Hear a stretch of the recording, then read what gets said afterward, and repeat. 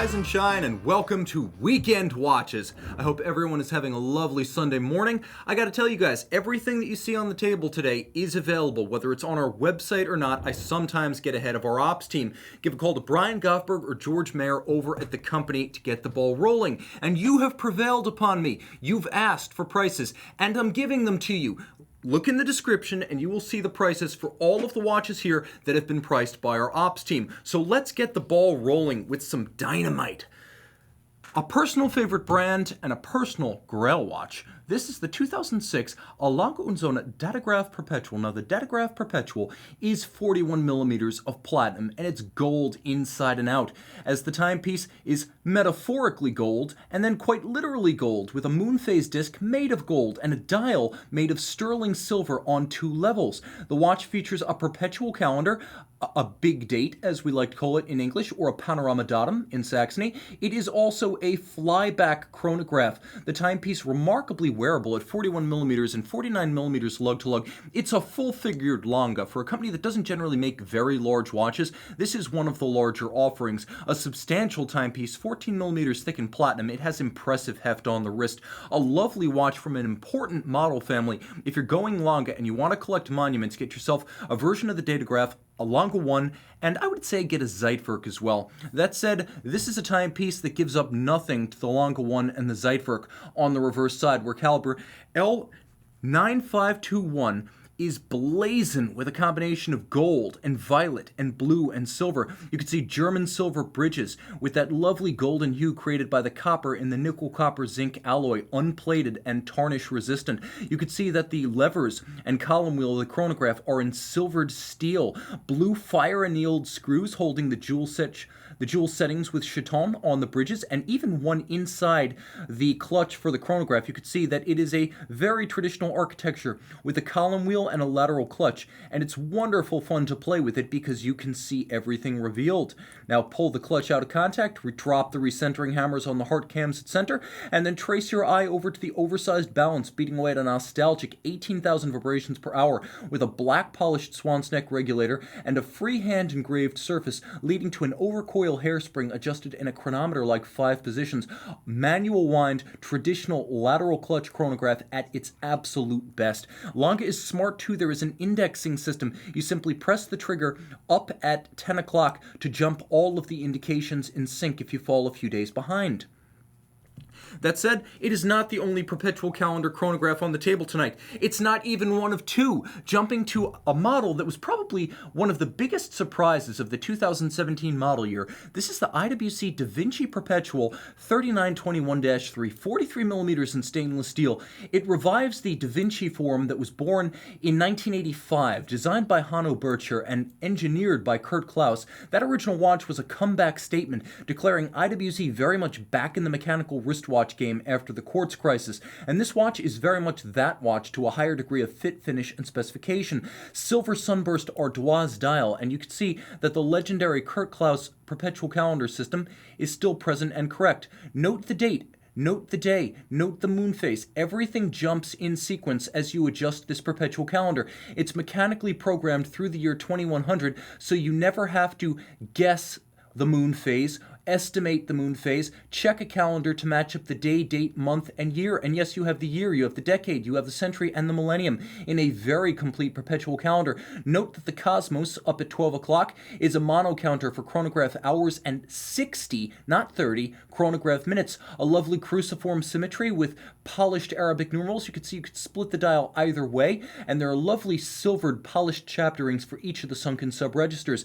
The return of the hinge-style lugs from the original 3750 Da Vinci Perpetual, and on the reverse side of the watch, a modern movement, the column wheel vertical clutch flyback chronograph caliber 89630, 68-hour power reserve, automatic winding. You have the IWC pawl-based Peloton winding system with its ratchet levers and its pawl wheel, a very robust system that's also a shock-protected winding mechanism. This is a timepiece in stainless steel with the wrist presence of a Portugueser or a big pilot, but the exclusivity that neither of those collections can offer.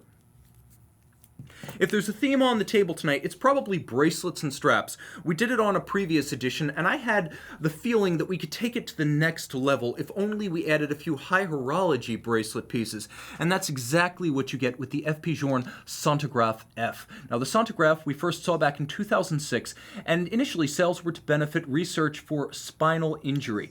Now, the timepiece was inspired by former Ferrari general manager and later FIA chief Jean Todt, and while the original watch benefited the mutually agreed charity, the two Frenchmen, FP Journe and Jean Todt, had something more spectacular in mind, and the Centigraphe F was born, featuring the same red used on Ferrari's Formula One race cars. This racing red Centigraphe is modified in several respects. First, there are no longer tachymeters on the dials, meaning they're a little bit broader, they breathe better, they crowd less. The dial features an array of silvers, whites, yellows, blacks, and reds, and a handsome gloss and a gleam to every lacquered surface. On a full FP Journe factory bracelet, the watch has incredible mass, 40 millimeters in diameter and less than 11 millimeters thick. This is a watch that wears easily on any wrist, even as small as 14 centimeters circumference. You can see the shape of the lugs is important as the span of the lugs, and this one wearing nice and flat, flush and even on my 16 centimeter circumference wrist. The Journe bracelet, rarely seen,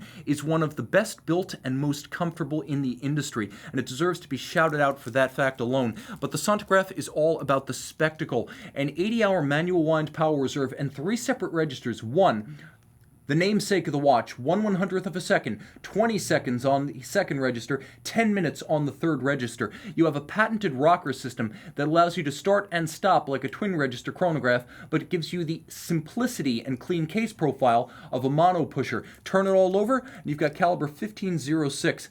15 French lean work began in 2006, and all 18-karat rose gold bridges and plates. You have the barrel taking pride of place in the center, and note that the barrel, being centralized, drives both the chronograph and the time, but by two different means. One is driven using the teeth on the outside of the barrel, the other is driven off of the arbor, or the axle at the center of the barrel, thus preventing the loss of amplitude that you'll find on every other chronograph when the chronograph is engaged. Not here. And the 80-hour power reserve, quite impressive given just how thin the watch truly is.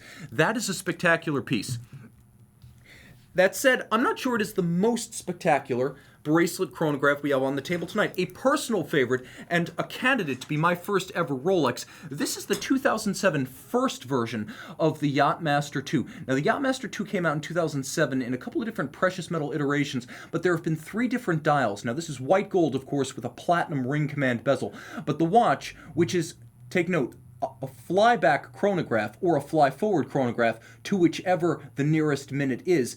It is 44 millimeters with a case that's best described as a sort of super date justice. This is not the super case of the GMTs and the Submariners. This is actually a rather sensuous compound curved case with a true grace to it.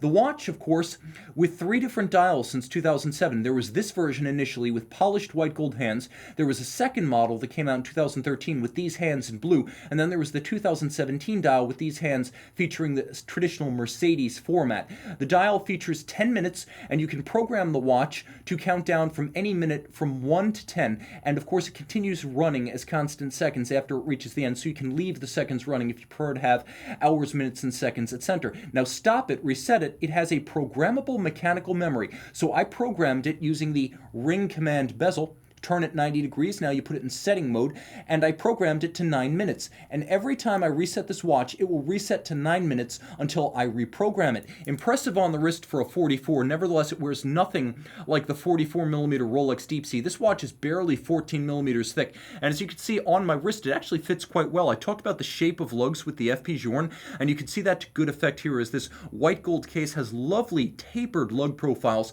that wear well even if your wrist is slight and small like mine. Now, the watch has a 3-day power reserve, 100-meter water resistance. It's a COSC chronometer. It has all of that. But with the column wheel vertical clutch chronograph, programmable mechanical memory, the countdown function, and the ability to fly back or fly forward, this is unlike any other watch on the market and no other Rolex before or since. Since most folks who wanted a white metal Yacht-Master 2 wind up buying the steel model, the white gold platinum model might be one of the rarest modern Rolex timepieces. That said, the longest running Rolex timepiece is without any doubt the much loved Oyster Perpetual. Born in the early 1930s with the fusion of Rolex's automatic winding perpetual system and the water-resistant Oyster case, the Oyster Perpetual, initially known as a bubble back, was the progenitor of modern sports watches, and this is its closest living relative, a 2018 take on the Oyster Perpetual 39. That year, black and silver dials came out. The silver dial, which Rolex describes as white, is more of an opaline frosted silver, as it's not the white you see on an Explorer 2 or the discontinued Milgauss. Reference 114300. This one wears easily, though it does appear bigger than a 39 on the wrist. I actually consider that as an asset, as the Rolex Oyster case traditionally has always worn like a larger watch because it's more of a cushion case than a round case. Think of it more as a 41 or a 40. That's the impression I get, but with more graceful lines than a 40mm Submariner. Now, the timepiece is relatively thin, about 11.6mm thick, automatic winding, fully loomed, and of course 100 meters water resistant. This is the father of modern sports watches, but still a sports watch in its own right. Let's jump to some strap watches and let's go big. Let's go really big. Philadelphia's finest, protecting us outside. We are in a city center, folks. 3rd floor. Come visit me on Walnut Street in Philadelphia. You could see this was probably the most shocking watch of 2008. A full platinum IWC Big Pilot's watch. This is the reference 5413, also known as the Father, from the father and son pair. This is a 46.2mm pilot's watch with a silver sunburst dial that was originally paired with a Mark series reference 3255-12. That was the son, this is the father. And the father is one hell of a watch. Throw it on the wrist, and you're surprised by how well it wears for a timepiece that's almost 57mm from lug to lug. Lug shape definitely matters, but the watch isn't as thick as you suspect. It's under 16mm thick, so it appears broad and flat. I'm not going to say elegant, but it's certainly wearable. It is substantial, all in platinum with a solid platinum case back and a platinum clasp. You really know you're wearing something special. The crown alone on this watch, if we can get close, the crown is almost 11mm in diameter, and yes, it's PT950 as well. Solid case back, that is a hell of a lot of platinum, 2 ounces in its own right, and underneath, IWC manufacturer caliber 51110, the world's largest automatic winding caliber, 7-day power reserve. You've got the power reserve indicator, you've got the date, quick set, stop seconds, beats away at 21.6, with a lovely blackened seconds hand extended to the very edge and chugging along like a pocket watch. It features a Breguet overcoil handmade free sprung adjusted in 5 positions, and it's a very impressive timepiece to hold and to see. That said, it is not my favorite IWC Pilot's watch on the table tonight, as I have a 2008 tribute to IWC's very first Pilot's watch. That was the 1936 Pilot's watch, the Flieger, and this is the IWC Vintage Pilot's watch 1936, named for the year that original watch debuted. Now, the original watch had an IWC caliber 83 pocket watch movement. This one features a caliber 98-300, 44mm in stainless steel. The watch is only 11mm thick and very wearable, thanks to these sharply downturned lugs that are 53mm compared to the 57 lug-to-lug of the Big Pilot's watch. Throw it on the wrist, and it's a charming little thing. Little only by the standards of a Big Pilot's watch, but it wears easily on my wrist, and you can see it's a handsome and rewarding no-date dial that is very true to the subject matter, right down to the internal bezel index and the knurling of the coined bezel profile. Look at the dial. It has a wonderful vintage Arabic numeral font and cathedral-style hands with a chapter ring in railroad fashion outside, small seconds at 6, and note how they snuck in that heart-shaped index for the hours. I adore this watch. I heart this watch. Turn it all over, I also heart this movement. This is the caliber 98-300, and it's a pocket watch movement first and foremost. Built to fill the case, it's almost 37mm in diameter, and you can see it's built like a pocket watch. You have a very traditional pocket watch style click spring with swan's neck extension on an articulated click, and you can see that as I wind the watch. That's a nod to IWC pocket watches. You can see a 3/4 style bridge, pocket watch style.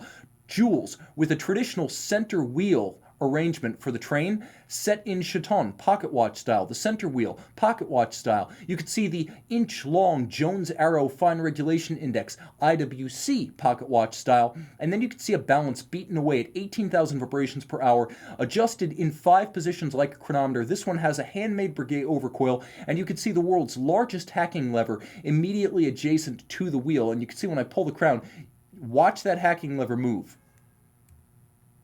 You can actually see it locking the wheel. The watch is exceptional and handsomely finished with engine-turned perlage, Côte de Genève across the bridges, and then there is a lovely satin sunburst on the ratchet wheel and the crown wheel adjacent. A handsome watch on the wrist, an impressive watch in your collection, and it's an IWC watch that all of your friends will not have. By the way, I should probably demonstrate how the internal rotating bezel works. If you look at the index at 12 o'clock, it's an approximate timing reference only, but you can slide it and use it as an approximate timing reference relative to the hours or minute hands. Now, I'm going to begin calling IWC the other watchmaker in Schaffhausen because a major favorite on this show and this channel has always been H. Moser & C. of Schaffhausen, and this is their Venturer Big Date Purity, a watch 41.5 millimeters in exquisite red gold with a dramatically domed, almost bubble profile atrium of a sapphire over a fumet dial. This is the Moser smoked fumet dial, which fades from a sort of black bronze at its edge to bright silver at the center of its sunburst, and it's the Purity because there's a minimal amount of adornment on the dial side. Note that they haven't even written Swiss made on this dial. It features a wonderful date mechanism that should be the standard of the industry. It's called a big date, even though it's not a double digit. It is literally a big date, and you can adjust it bidirectionally in either direction. That should be standard. It also features hacking or stop seconds, so you can set it precisely to a reference time. Throw it on the wrist. It's an easy watch to wear. You can see the profile, again, thanks to the curvature of the lugs, very accommodating to a 16 centimeter circumference wrist. It's 14.7 millimeters thick, but a large part of that is the domed sapphire, so you can slide this watch underneath a dress cuff pretty easily. The lugs are actually concave and mirrored, and you can see how they've been scooped and scalloped from the non-crown side. There's a remarkable amount of artful articulation to this case, and that's just getting started. The reverse side is the Moser caliber HMC 100, twin mainspring barrels, rated for 7 days. It will run for 9. German-Swiss under-promising and over-delivering. You can see there's a small power reserve indicator on the case back, and then as with the IWC, there is a pocket watch inspired click. You can see the click is a large extended swan's neck with a black polished click. So click spring, swan's neck fashion, and a black polished click that prevents the barrels from running backwards. The wheel is made by Moser, the hairspring's made by Moser, and the 14 karat gold is made by Moser. They have a subsidiary, Precision Engineering, that makes all their small parts. Now, the overcoil is handmade. It's on a balance that's full bridge and free sprung for stability, beaten away at 18,000 vibrations per hour, 14 karat gold escapement specifically to reduce friction in the escapement, and then the whole thing lifts out as a unit. The hairspring, the balance, the escapement, also you can be replaced in a moment's notice when the watch goes in for service in Schaffhausen. They put in a pre-serviced module to get your watch back up and running toot sweet. The timepiece is easy to wear, handsome, and distinctive, even at the finishing level. You can see the double-crested Côte de Genève on a three-quarter style bridge architecture, also redolent to the pocket watch era, but that double crest is a signature of modern Moser. Now, when we talk about watches on straps, dress watches come to mind, high horology, Holy Trinity, small independents like Moser, Laurent Ferrier, and FP Journe. We rarely discuss Rolex Submariners, but this is a modern-day F-Series 2003 Rolex Submariner 16618, and you can see this is a solid lug era Rolex sub that's been fit with a full Rolex factory strap and a Rolex factory pin buckle. This thing is all OEM, a remarkable watch. You throw it on the wrist, it looks like nothing else in the Rolex catalog. Still 40 millimeters, and you can see it's a pre-super case profile, so even more elegant. The best Cellini ever made might be this Submariner on a strap. Rolex, if you want to fix your dress watch collection, simply throw a gold sub on a black strap and call it a day. Even better, because we're talking about a watch from 2003, you can throw this on a NATO, a textile, or a rubber bee, and you can immediately dive with it. It's still a functional dive watch. The vintage rules don't apply to a watch well maintained from 2003. This is unlike anything I've seen in Rolex dive watches. You have to go back way far, as folks often throw older watches on straps, but rarely watches made in the last 20 years. That is a singular look, and in my opinion, the best looking dress watch on the table tonight. That is a stunner. Let's jump into a more traditional vein of Rolex sports watches with the Rolex Submariner. If you saw the thumbnail, here comes gratification. Thank you for waiting, thank you for clicking, and this is our thumbnail watch. Technically, there is no date in the Submariner collection. There is no date. No date is a neologism. There are submariners and submariner dates. The no date is a name we've come up with to describe the watch Rolex calls Submariner. The 116610 is the Submariner date. And this is it, as featured on our own Jason Main, host of the Thursday show. Watch the trading desk, by the way. This 40mm no date came out in 2012. It's the 114060, and it's the direct link to the original Rolex 6204s and 6200s of 1963. The watch wears easy on my wrist, as the Rolex Super case, well, it's beginning to grow on me, even as it once grew quite literally on the wrist from the 5-digit reference. It's still a watch that any smaller wrist can wear. As you can see, lug to lug, the watch is under 48mm, so this is a very friendly 12.5mm thick dive watch, and it's a very different look from those 1953 subs. Ceramic bezel with platinum deposits for the numerals and the indices. A bezel that ratchets like a combination of a rifle bolt and hot butter. How can you combine those two things? That's Rolex magic. A dial in black lacquer with white gold hands and indices, and of course, you've got the glide lock system, 20mm of adjustment in 2mm increments inside of the clasp. The clasp, by the way, is brilliant. You can see there's a double closure. There is a beak and a hook internally, and it's articulated so it snaps into position, but you can't pull it open even with the clamshell not in place. It's still locked. It's a double locking system thanks to the beak, the hook, and the vertical trigger. It is a very, very clever clasp and one of the selling points of that model. That said, for some folks, going with a no-date sub need not require going outside of the Rolex catalog. Descended from the no-date subs of Tudor and Rolex both, there was a time when the Tudor brand was considered a point of entry, the start of your journey through Rolex. Today, people start with the Tudor brand and they stay with the Tudor brand, as since its 2010 international relaunch, the company's gone from strength to strength, and the Heritage Black Bay is its signature watch, its comeback product. 41mm in stainless steel. This is the 79230N, and you can see it's sometimes known as the Black Bay Black. It's the in-house caliber, 41mm, 50mm lug to lug, but thicker than the Rolex at 14.9mm. It's a big watch that wears more like a 42 or a 43, and it's easy to wear even on a smaller wrist because, well, it's only 50mm lug to lug, and that's a critical number for me. The bracelet is well made, and as you can see, it's a simulated rivet profile, so it's designed to evoke the era of the 1950s and 60s when Rolex and Tudor watches both featured Rolex-made cases and Rolex-made bracelets. Inside the case, you can see this is an in-house caliber Tudor sub, or I should say Tudor Black Bay. We're not calling them subs anymore. The watch is a pastiche of different eras. You have the big crown Tudor and Rolex Submariners of the 50s. You have the chapter ring and gilt print of the 50s and 60s with a matte dial like you would have seen in the pre-1980s era. You have a dial with a chapter ring form and then encircling snowflake hands designed to evoke the Tudor Submariners of the late 60s to mid-70s. So there's a lot going on here. Let's do a quick comparison of bezel sounds. First, the Tudor.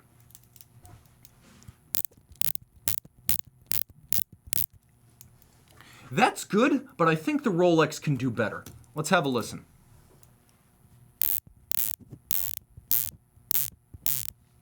Yeah, the Rolex takes it. That said, the Tudor does offer some advantages you don't get on the sub. For example, a 70-hour power reserve to the sub's 48, and, I should mention, they're both COSC chronometers, but only the Tudor has a silicone hairspring, a feature you cannot yet get in the sub.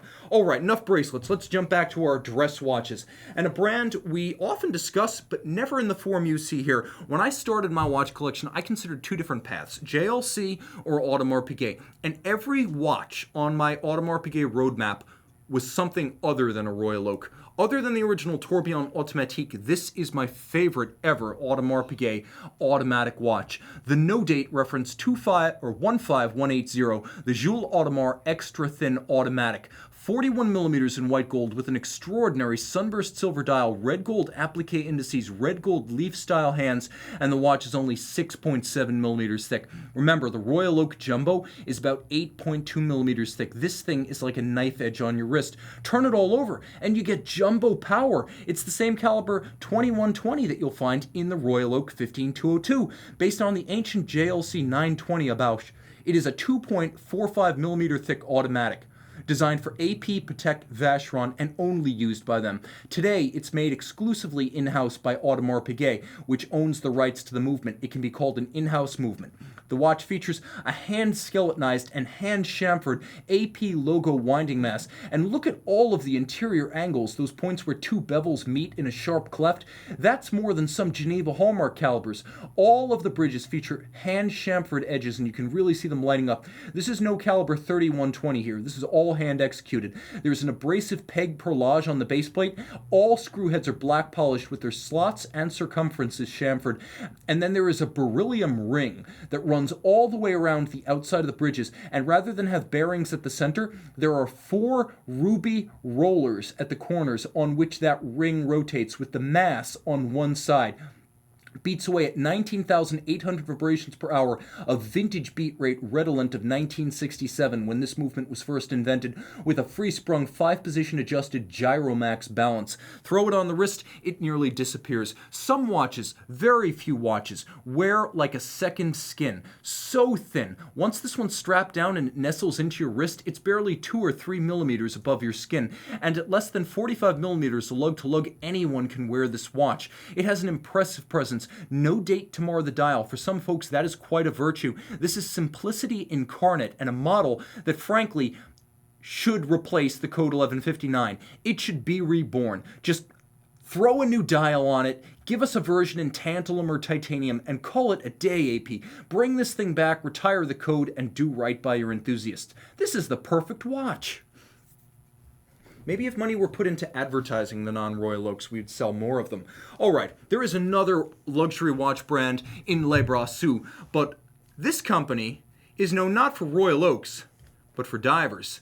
And it's rare that we discuss a Blancpain watch that is not a 50 fathoms. This is the Blancpain Villeret Complete Calendar Half Hunter, or en français, demi-savonnette. You see the Hunter case back revealing the caliber 6654P, 28 joules, 5-position adjusted, 72-hour power reserve with twin mainspring barrels, and based on the Frédéric Piguet 1150, this is exclusive to Blancpain. Now, the watch is extraordinary in that the finish inside is as good as the finish outside. Look at that rose lathe work on the rotor itself. Rich, textured Côte de Genève on the bridges, and you can see the chamfered edges of the bridges lighting up underneath my finger. All of the screw heads, as with the Audemars Piguet, are black polished, and the base plate underneath the balance is turned with abrasive peg to create an overlapping engine-turned perlage. But you can also see one of the mechanical innovations here, as there are 4 adjusters for the complex calendar on the dial side. You have the day, you have the month, you have a serpentine indicator for a radial date display, and then you have a crescent-style moon phase down at 6 o'clock. And rather than put adjustment dimples on the flank of the case that you need to actuate with tools, they keep the case flanks unmarred. Note how they've even recessed the hinge so it doesn't dig your wrist. They thought of everything. But even more clever is that these adjuster systems underneath the lugs will not allow you to change the calendar during the danger zone, so they're both practical and very secure. Let me see if I can maybe demonstrate one of the systems. Let's focus on the moon phase.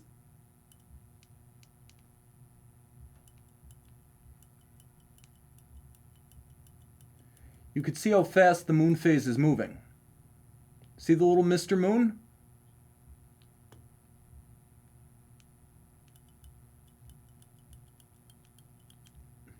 Now he's gone. That's how fast you can actuate.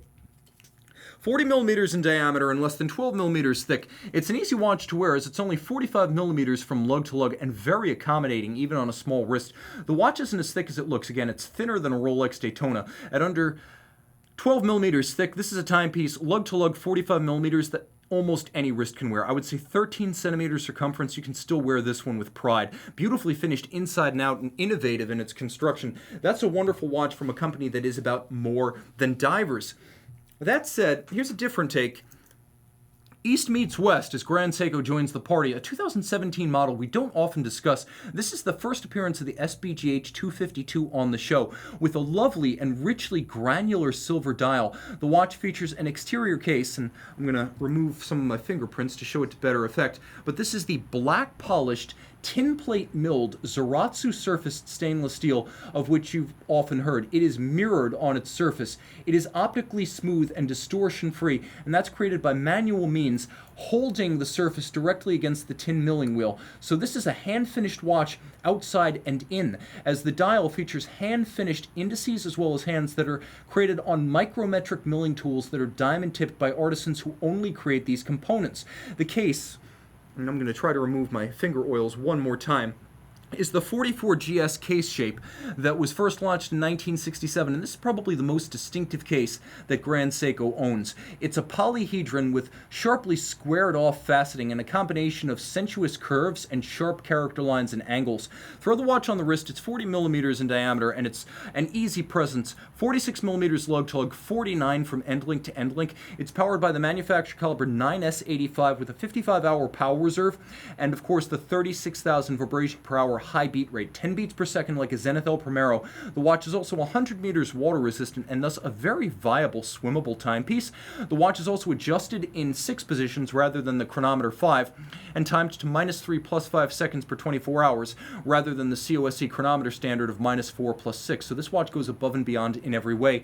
It could be your dress watch, yes, but it could also be your all-arounder. I want to show you the bracelet because it's exceptional even by Grand Seiko standards, as it features a medley of polish and satin. And then you can see not just polish and satin, but also a combination of steel and yellow gold on the center links, as these polished shoulders wrap around more than a conventional Grand Seiko bracelet bevel, and rather than having solid yellow gold down the center, you have yellow gold with flanking stainless steel satin shoulders. This is a very handsome watch, inside and out, lug to lug and link to link.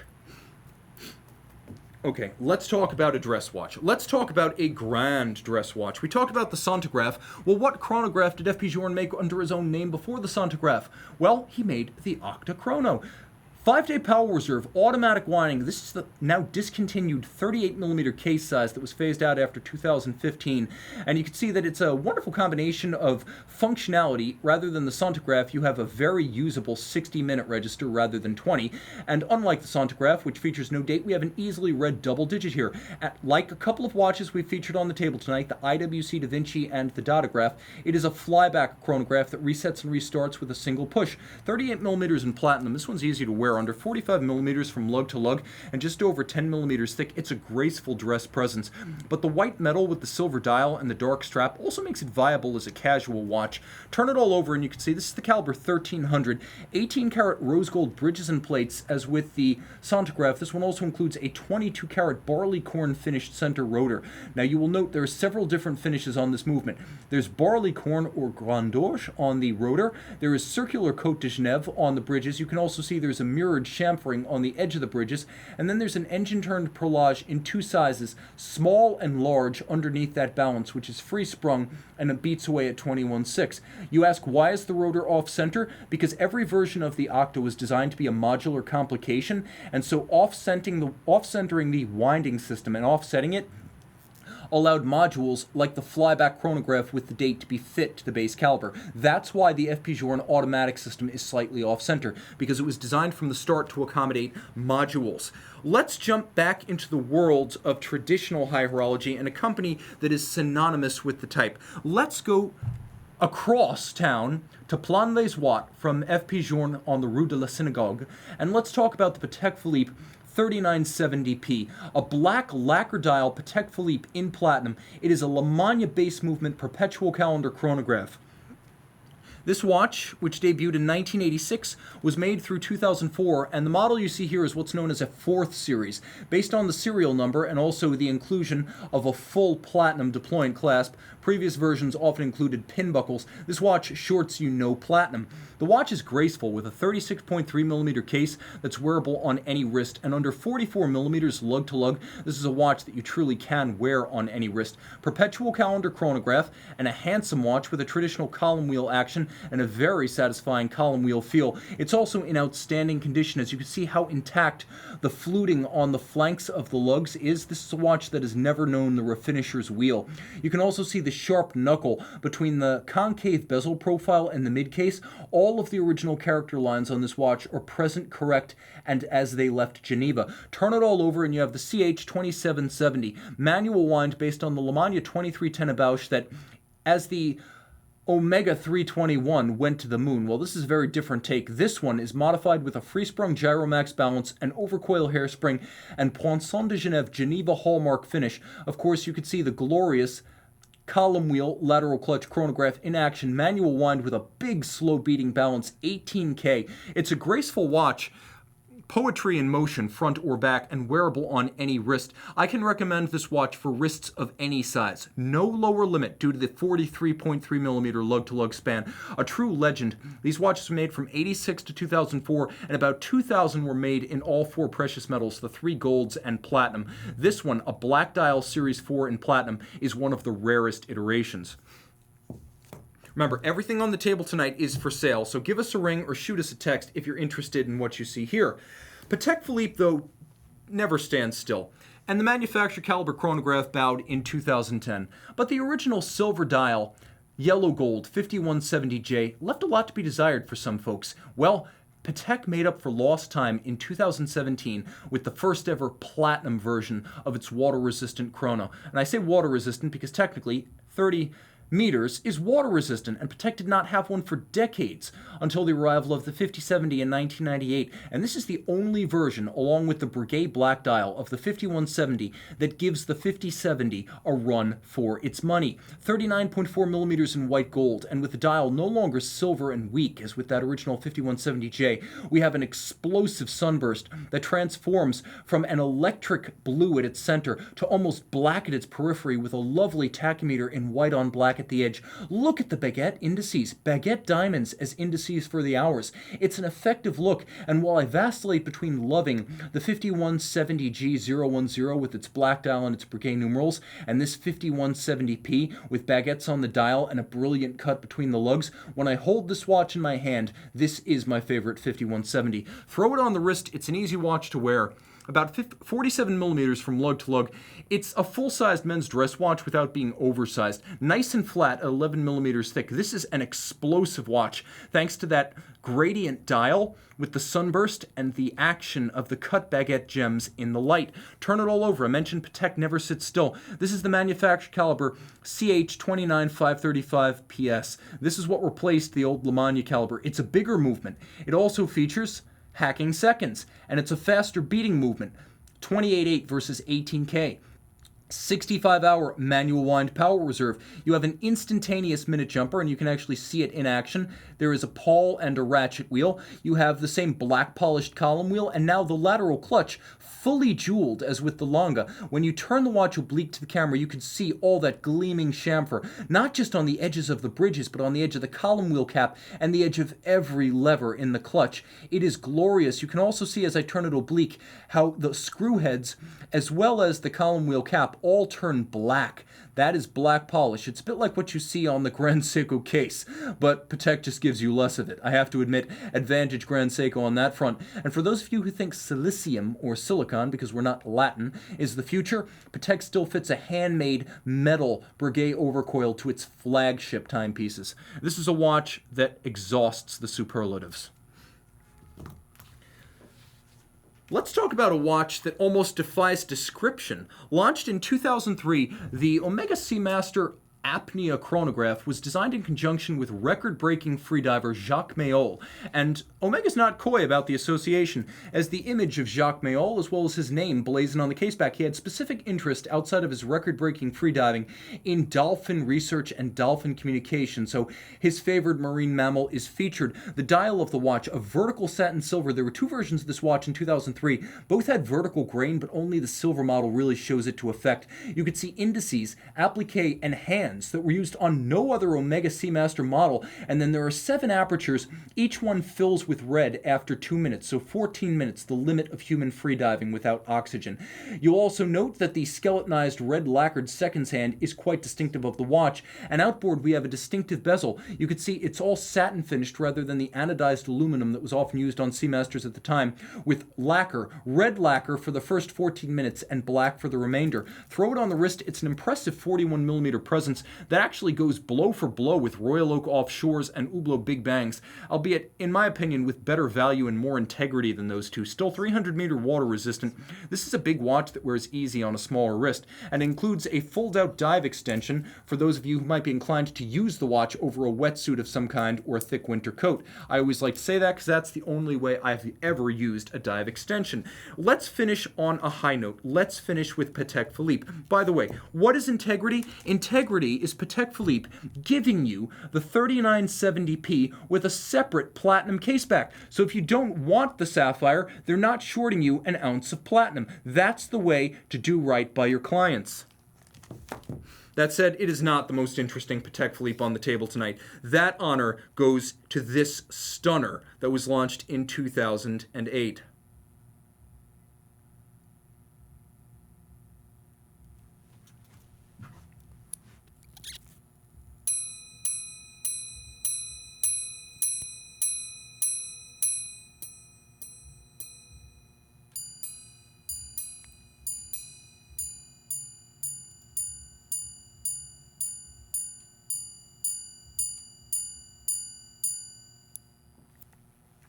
$38mm in platinum.